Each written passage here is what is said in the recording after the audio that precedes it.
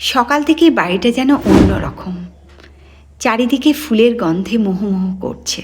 এত আলো, এত লোকের ভিড়, তবুও কেমন যেন লাজুর মনের ভিতরটা করছে।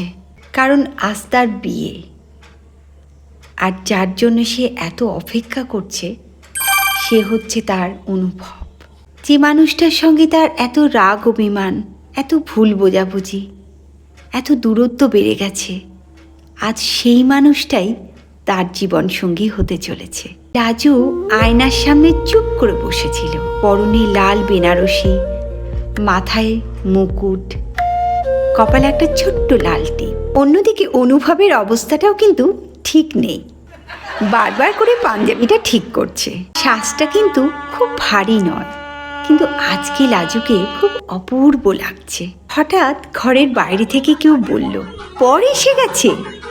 লাজুর মনটা না খুব উৎফুল্ল হয়ে উঠল। মুখ নিচু করে লাজু ঘরে বসে রইল। সবাই কিন্তু বর দেখতে চলে গেল। অনুভবের চোখে এক অন্য রকমের অনুভূতি। এই দিনটার জন্য সে অনেক অপেক্ষা করেছে। ওদিকে লাজুর অবস্থাটাও সেই রকমই, চোখ বড় বড় করে বসে আছে। মনের মধ্যে বেশ আলোড়ন হচ্ছে, কখন সে অনুভবের কাছে যাবে, কখন অনুভবকে দেখবে বরের সাজে। সেদিক থেকে অনুভবেরও কিন্তু সেই এক অবস্থা। সেও লাজুকে কনে রূপে দেখতে চায়। পাশে অনুভবের দাদা বলল, এত নার্ভাসের কি আছে ভাই?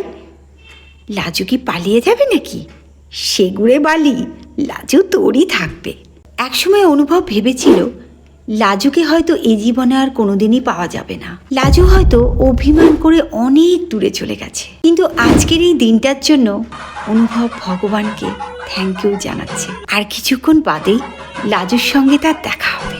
এই অনুভূতি নিয়েই অনুভব চুপ করে দাঁড়িয়ে রইল। কেমন লাগছে গল্পটা?